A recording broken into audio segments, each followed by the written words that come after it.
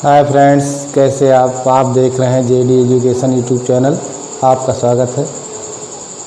यदि आपने अभी तक जेडी एजुकेशन यूट्यूब चैनल को लाइक नहीं किया है तो please like and subscribe and support me. आज हम पढ़ेंगे कृषि में हम देख रहे थे मृदा क्या है। अब हम देख रहे हैं कृषि के आधार पर मृदा के मुख्य रूप से कितने भागों में बांटा गया। मुख्य रूप से 4 प्रकार की मृदाएं बांटी गई हैं। सामान्य जानकारी है कृषि से तो 4 प्रकार से बांटी गई हैं। 4 प्रकार से कौन सा है? एक पहला दिया हुआ कि अधिक उपजाऊ वाली मृदा, दूसरी है सामान्य उपजाऊ वाली मृदा, तीसरी है कम उपजाऊ वाली और चौथी है अनउपजाऊ या कृषि के अयोग्य। 4 प्रकार की मृदाओं में बांटा गया है। 4 प्रकार की मृदाओं कृषि के आधार पर 4 प्रकार से बांटा गया है। पहला दिया अधिक उपजाऊ, दूसरा है सामान्य उपजाऊ, तीसरा है कम उपजाऊ, चौथा दिया हुआ है अनुपजाऊ या कृषि के अयोग्य भूमि। अब इस प्रकार से हम पहला देखते हैं कि जो अधिक उपजाऊ मृदा है, जो अधिक उपजाऊ मृदा होती है तो ये बस्तियों गांव के आसपास जो गांव के बगल में होती है, जो जुड़े खेत होते हैं वो ज़्यादा उपजाऊ होती हैं। क्यों ज़्यादा उपजाऊ होती हैं? क्योंकि वहाँ कूड़ा करकट और जीवाणु पदार्थ, कार्बनिक पदार्थ आदि उसमें मिलते रहते हैं। इस प्रकार के कारण से जो है बस्ती तथा गांव के आसपास की जो मृदा होती है वो ज़्यादा उपजाऊ होती है और उसमें सभी प्रकार की फसलें उगाई जा सकती हैं। चलिए हम देखते हैं कि अधिक उपजाऊ मृदा। अधिक उपजाऊ मृदा क्या होती है? यह मृदा काली भूरी या भूरी होती है। काली होती है या काली भूरी होती या भूरी होती है और गांव या बस्ती के चारों तरफ पाई जाने वाली मृदा भी अधिक उपजाऊ होती है। अभी बताए थे कि जो गांव है उसके चारों तरफ जो खेत पाए जाते हैं वो मृदा भी अधिक उपजाऊ होती है। ऐसी मृदा में पोषक तत्व क्या होते हैं? अधिक पाए जाते हैं। ऐसी मृदा में पोषक तत्वों एवं कार्बनिक पदार्थ की अधिक मात्रा पाई जाती है, अधिक मात्रा पाई जाती है। फिर दिया है कि इनमें जल एवं वायु संचार बहुत अच्छा होता है। जल एवं वायु संचार जब अच्छा होगा तो पौधों का विकास भी अच्छा होगा। तो इनमें जल एवं वायु संचार बहुत अच्छा होता है। इनमें सभी फसलें सुगमतापूर्वक उगाई जा सकती हैं। सुगमतापूर्वक मतलब क्या है कि कम से कम मेहनत करके इसमें अच्छी फसल ली जा सकती है और कृषि कार्य जो होते हैं वो आसानी से किए जा सकते हैं। इसमें जल निकास का भी अच्छा होता है, यानी कि जो जल निकास होता है ये भी आसानी से हो जाता है। ये मृदा कौन सी होती है? अधिक उपजाऊ मृदा। अधिक उपजाऊ मृदा कहाँ पाई जाती है? गांव तथा बस्ती के चारों तरफ जो पाई जाती है ज़मीन या मृदा पाई जाती है उसे अधिक उपजाऊ होती।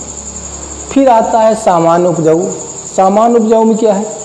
सामान्य उपजाऊ जैसा नाम दिया सामान्य उपजाऊ। सामान्य उपजाऊ मतलब होता है कि इसमें बलुई दोमट एवं सिल्टी दोमट मृदा सामान्य उपजाऊ मृदा कहलाती है। बलुई हो, दोमट हो या सिल्टी दोमट हो, ऐसी मृदा को क्या कहते हैं? उपजाऊ मृदा कहते हैं, सामान्य उपजाऊ मृदा। या बस्ती से कुछ दूर पाई जाती है, यानी कि बस्ती से कुछ दूर का मतलब होता है कि जो खेत आप सब लोग देखे होंगे गाँव घर में, जो गांव के बगल में होते हैं वो ज़्यादा उपजाऊ होते हैं। थोड़ा जो दूर होते हैं आधा 1 किलोमीटर दूर, तो वो क्या होते हैं? सामान्य उपजाऊ मृदाएं होती हैं। इसमें कार्बनिक पदार्थ एवं पौधों के लिए आवश्यक पोषक तत्वों की मात्रा कुछ कम पाई जाती है। जो पोषक तत्व होते हैं उनमें क्या होता है?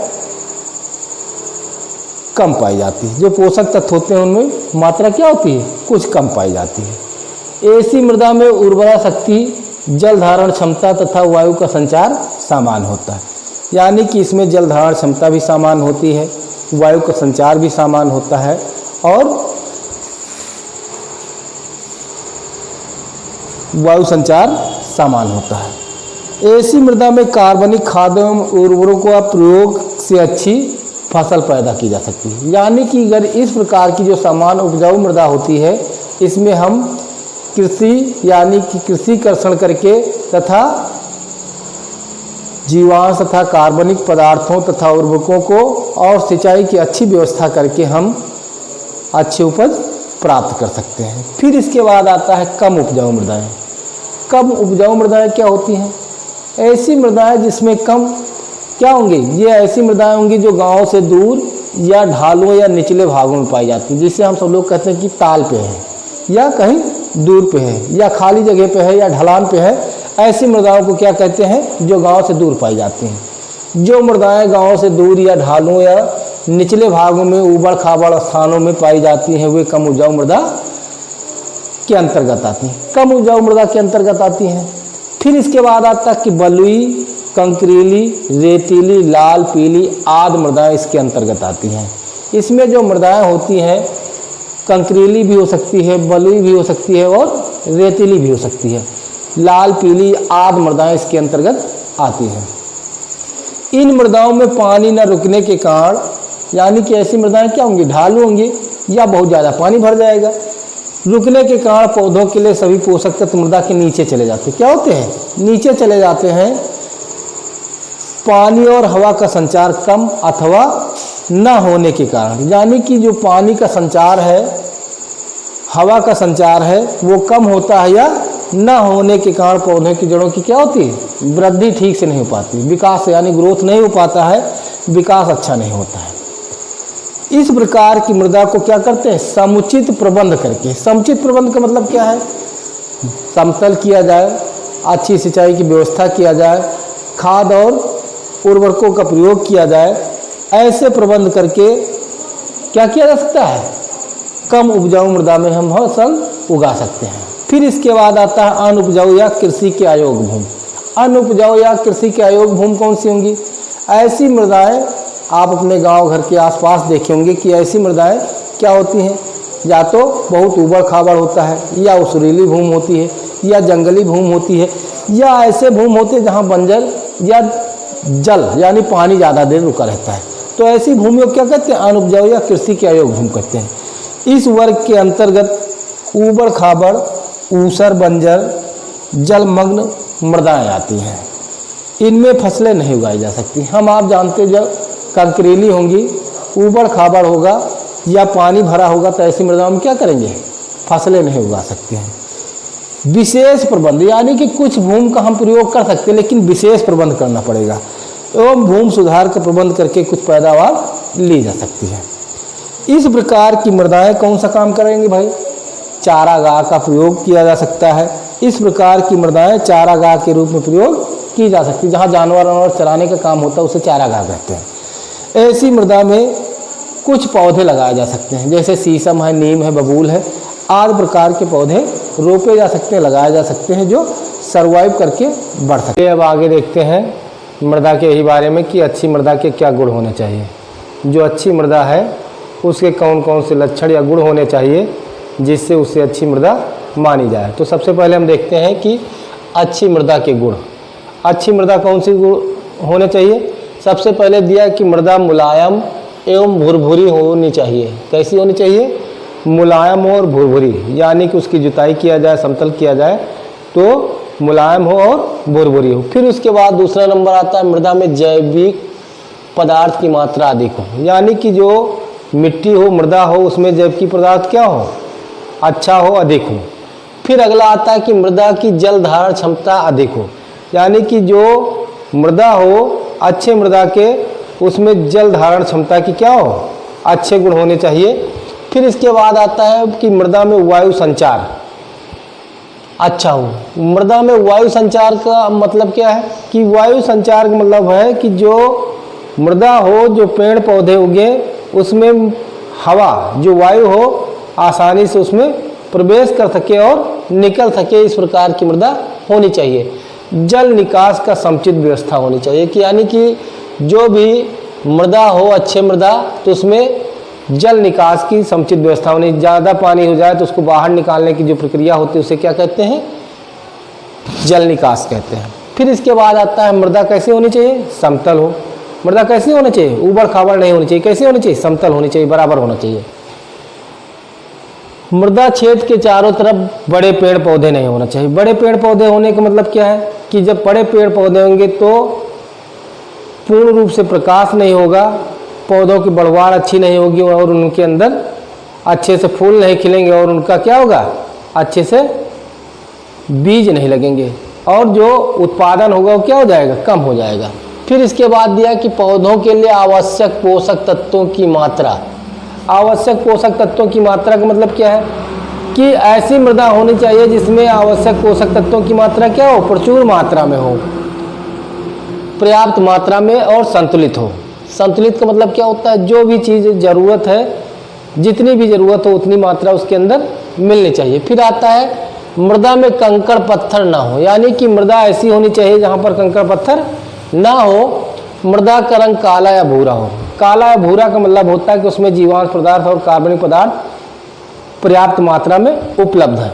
फिर इसके बाद आता है कि मृदा एवं फसलों के लिए लाभदायक जीव जंतु और जीवाणु, जीव जंतु और सूक्ष्म जीवाणु प्रचुर मात्रा में हो। सूक्ष्म जीवाणु का मतलब क्या हो गया, जैसे आप सुने होंगे केचुआ किसानों का मित्र है, और छोटे छोटे जीवाणु होते हैं जो मिट्टी को खोदते और भुरभुरा करते रहते हैं और जो उसके अंदर जीवांश पदार्थ पाए जाते हैं उनको खा करके क्या करते हैं, संतुलित बना देते हैं, सरल कर देते हैं। फिर इसके बाद आता है कि विभिन्न प्रकार की मृदा के गुण दोष, यानी कि जो अन्य मृदाएं होती हैं उनके क्या गुण हैं, क्या दोष है, इसे देखते हैं। सबसे पहले लाल मृदा है। लाल मृदा का मतलब क्या है, लाल मृदा किसे कहते हैं, लाल मृदा इन मिट्टियों का संगठन स्थूल रेत से दोमट तथा कुछ मृतकीय होता है, कुछ मृतकीय होता है। इनका गठन यानी गठन मतलब बना हुआ है। ये किससे बने होते हैं, दोमट, रेतीली दोमट या मृतिका दोमट होता है। और इनका पीएच मान, जो इनका पीएच मान होता है कैसा होता है, उदासीन से हल्की अम्लीय होता है, यानी कि उदासीन से हल्का अम्लीय होता है। मृदा का लाल रंग लोहे के विसरण के कारण से होता है। आप जानते हैं कि जो लाल रंग होता है वो लोहे के विसरण के कारण से होता है, जिसे हम क्या कहते हैं, फेरिक ऑक्साइड कहते हैं। क्या कहते हैं, फेरिक ऑक्साइड। बालू की मात्रा अधिक होने के कारण ये हल्की होती है, यानी कि इसमें बालू की मात्रा अधिक पाई जाती है इसलिए ये हल्की होती है। इसमें नाइट्रोजन, फास्फोरस एवं ह्यूमस की न्यूनतम मात्रा होती है। न्यूनता होती है, न्यूनतम मतलब होता है कम से कम पाया जाता है, बहुत अधिक नहीं पाया जाता है। फिर आता है जलोढ़ मृदा। जलोढ़ मृदा क्या होती है, जलोढ़ मृदा के क्या गुण होते हैं, यहाँ मृदा कृषि उत्पादन में योगदान देने वाली है, यानी कि ये मृदा अच्छी मानी जाती है। इस प्रकार की मृदा के नीचे अभेद परत पाई जाती है। अभेद परत मतलब क्या होता है, जैसे कहते हैं अभेद और भेद, अभेद यानी कि जो नीचे ना जा सके। फिर इसके बाद यह मृदा नदियों द्वारा गाद बहा के लाए जाने पर बनती है। गाद को पहले बताया गया था कि जो तलहटी में और नीचे पाए जाते हैं, इधर उधर से उड़ करके या बह करके आते हैं, उन्हें हम गाद कहते हैं। फिर इसके बाद आता है यह मृदा उदासीन स्वभाव की होती, कैसी होती है, उदासीन स्वभाव की होती है।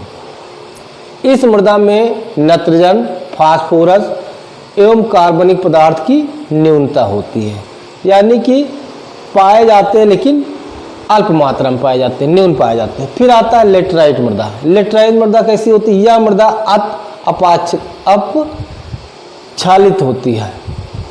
इस मृदा में लोहा, एल्यूमिनियम, फास्फोरस एवं ह्यूमस प्रचुर मात्रा में पाया जाता है। इसमें बताया गया कि लोहा, एल्यूमिनियम, फास्फोरस एवं ह्यूमस प्रचुर मात्रा में पाया जाता है। फिर इसके बाद आता है कि इस मृदा में कैल्शियम, मैग्नीशियम, पोटास, नाइट्रोजन एवं क्षार न्यूनतम मात्रा में पाए जाते हैं। न्यूनतम को बताया जाता है कम से कम या अल्प मात्रा में पाए जाते हैं। इस मृदा में संसंजन, सिकुड़न एवं फूलने के गुण नहीं पाए जाते हैं। यह मृदा सूखने पर अति कठोर हो जाती है। अति कठोर का मतलब होता है कि ये पत्थर जैसा हो जाता है, इसे कहते हैं अति कठोर, यानी बहुत हार्ड हो जाता है। यह मृदा आर्द्र उपोष्ण जलवायु में पाई जाती है या निर्मित होती है। यह मृदा अम्लीय होती, कैसी होती है मृदा, अम्लीय मृदा होती है। यह मृदा लाल, भूरी लाल एवं पीली लाल रंग की होती है। जैसा कि नाम से स्पष्ट है काली मृदा, तो काली मृदा काली होगी, लेकिन इसमें क्या क्या गुण पाया जाता है, यह मृदा गहरे भूरे काले रंग की होती, गहरे भूरे काले रंग की होती है। इस मृदा में लोहा, चूना, कैल्शियम, मैग्नीशियम तथा मृतिका की प्रचुर मात्रा होती है। इसमें बताया गया कि जो चूना है, लोहा है, कैल्शियम, मैग्नीशियम तथा मृतिका की प्रचुर मात्रा होती है। फिर इसके बाद आता है कि इस मृदा में नाइट्रोजन, जिसे नाइट्रोजन, फास्फोरस तथा कार्बनिक पदार्थों की न्यूनता होती है, यानी कि ये न्यूनता में पाए जाते हैं। फिर इसके बाद आता है इस मृदा में सिकुड़ने एवं फूलने का गुण पाया जाता है। सिकुड़ने और फूलने का गुण का मतलब है कि जैसे पानी में पड़ने पर ये फूल जाती हैं, जैसे जैसे सूखती हैं और सिकुड़ जाती हैं। सूखने के बाद क्या हो जाता है, इनमें दरारें पड़ जाती हैं। क्या होता है, दरारें पड़ जाती हैं। यह मृदा काली, कपासी मृदा एवं रेगुर के नाम से भी प्रचलित है।